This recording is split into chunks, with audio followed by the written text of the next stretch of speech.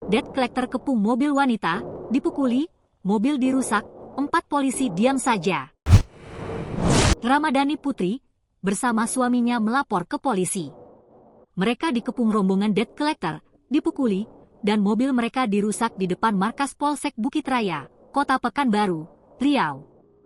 Kapolsek Bukit Raya, Kompol Syafnil, dikutip dari Kompas Selasa, 22 April 2024, menyatakan bahwa pelaku pengeroyokan berjumlah 11 orang dan merupakan anggota tim debt collector.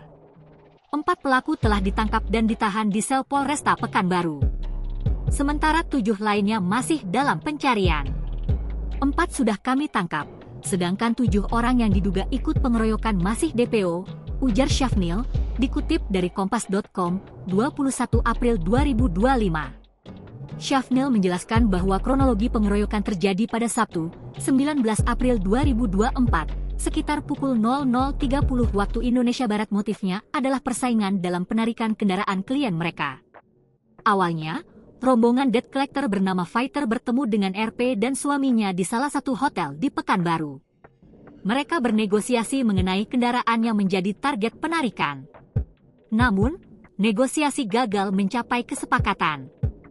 Ketua tim Fighter, Ai, kemudian menghubungi korban untuk pertemuan lanjutan di Jalan Parit Indah.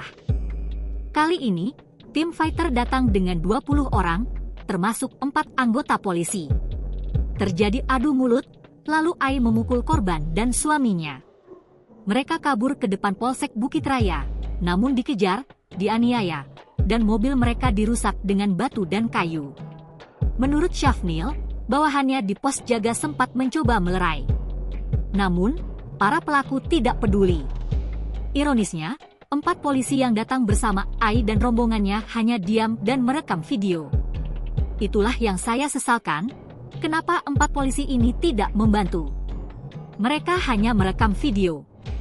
Mereka anggota dari satuan lain, bukan dari Polsek Bukit Raya, ungkap Syafnil.